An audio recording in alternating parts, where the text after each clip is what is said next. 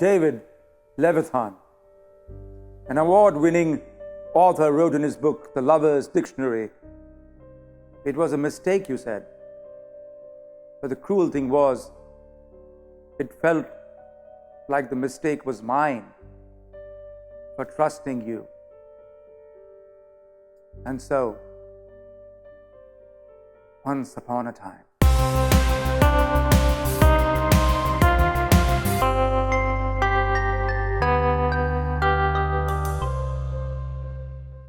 Meera was the youngest of the three siblings who had inherited the vast multinational empire of Clark and Rogers.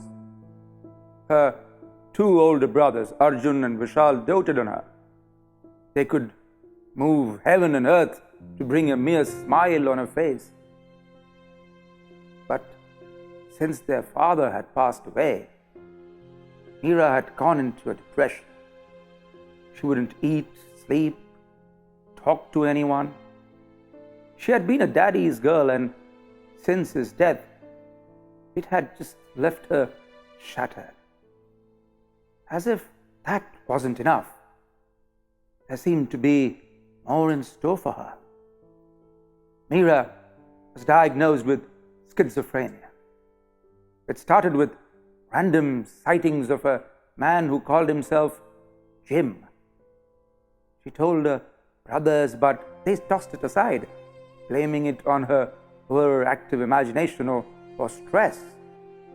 Then she began to see Jim at home, even when other people were around. That the others couldn't see him was a given. When she saw him standing silently behind her psychiatrist during the therapy sessions, she finally had a breakdown. The doctor called it a full-blown case of schizophrenia and had no choice but to put her under very heavy medication.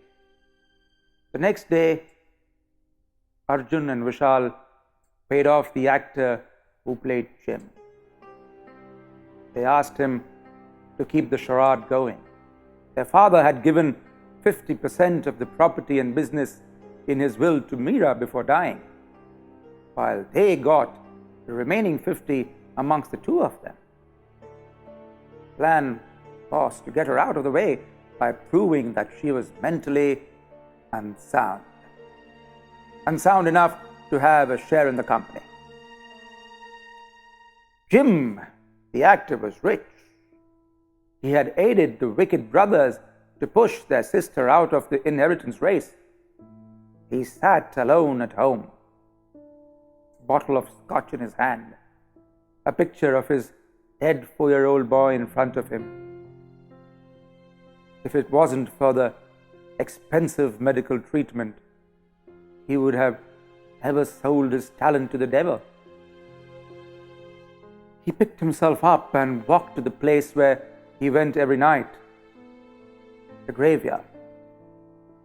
"I serve the devil to save you from illness, the illness that God gave you. God is bitter." He couldn't bring himself to finish the sentence. He collapsed to his knees in the silence of the graveyard. His son's grave was washed by an indifferent moonlight.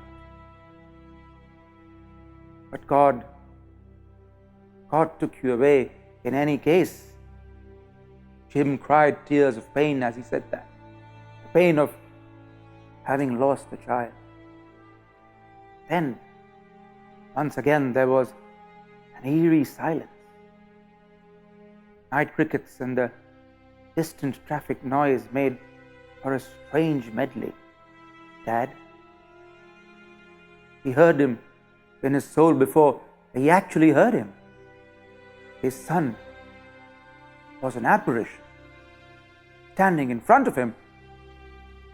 He looked at him, too scared to even breathe.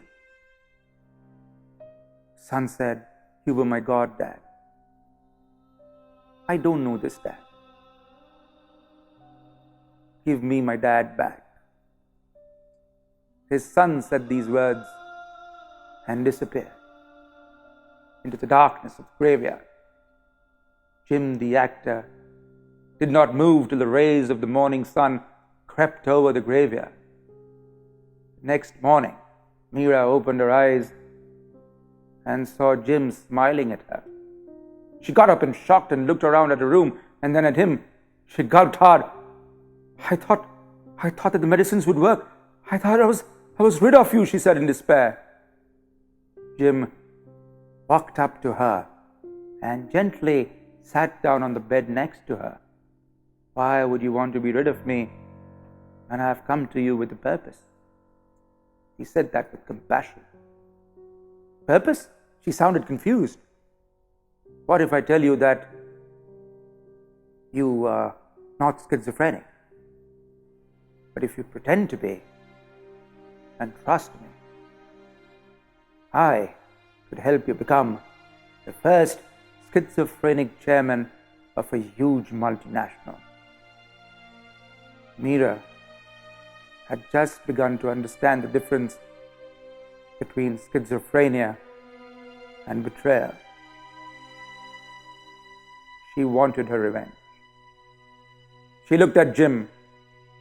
I want my brothers' heads, and with that, I want the whole damn company. Jim nodded. It was time for his atonement.